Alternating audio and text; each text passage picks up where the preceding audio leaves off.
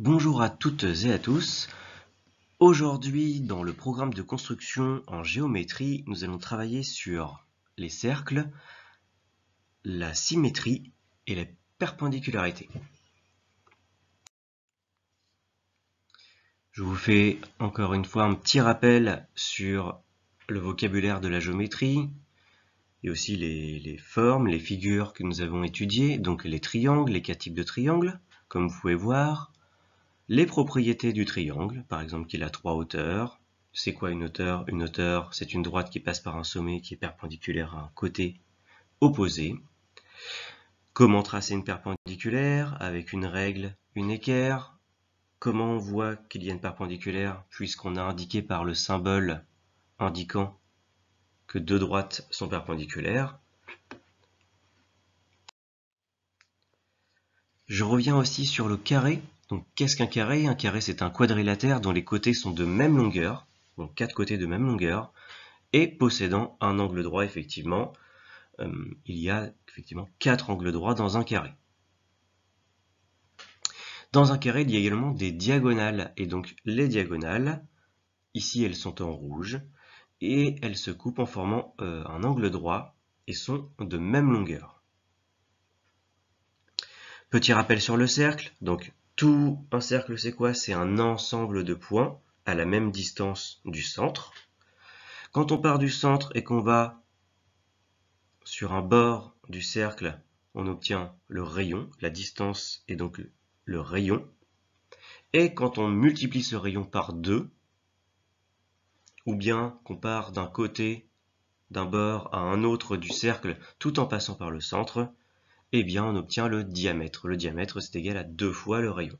C'est donc la distance entre deux extrémités, deux points extrêmes du cercle.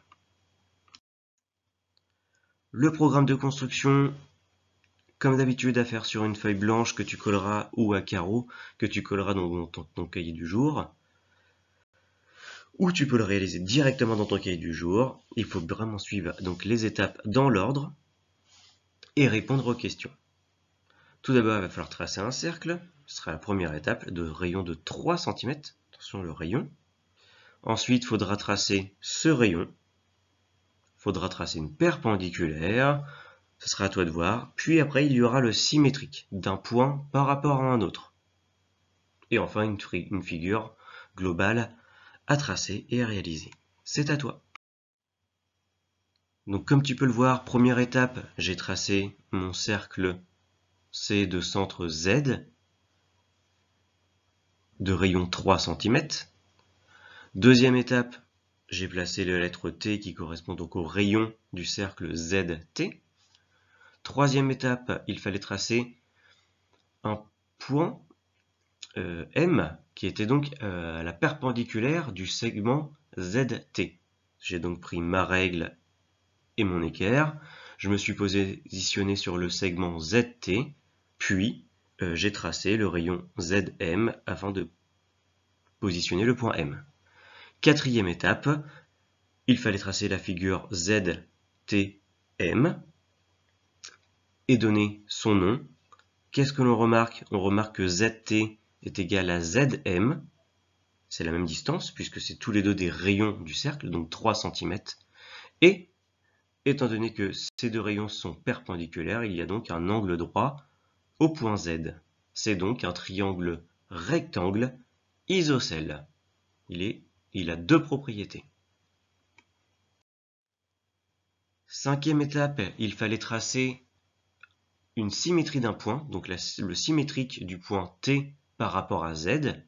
Ça veut dire qu'on prend la distance ZT, puis on la reporte de façon symétrique de l'autre côté du cercle afin d'obtenir le point N. Sixième étape, il fallait faire de même avec le point M. Donc il fallait prendre le segment ZM, puis le reporter de façon symétrique de l'autre côté du cercle afin d'obtenir le point P. Septième étape, il fallait tracer la figure MTPN. Et que forme-t-elle? Eh bien, elle forme un carré, puisqu'il y a 4 côtés de même longueur, des diagonales qui se croisent en formant un angle droit et des angles droits à chaque sommet. Comme je l'ai dit précédemment, comment s'appelle donc la première figure? C'était donc un triangle rectangle isocèle, avec deux côtés de même longueur et un angle droit.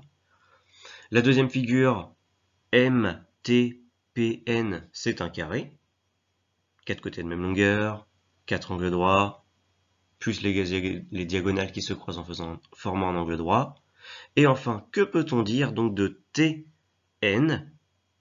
Eh bien, TN, ça représente le diamètre du cercle, mais aussi une des diagonales du carré. De même pour PM, qui représente un diamètre du cercle et la deuxième diagonale du carré.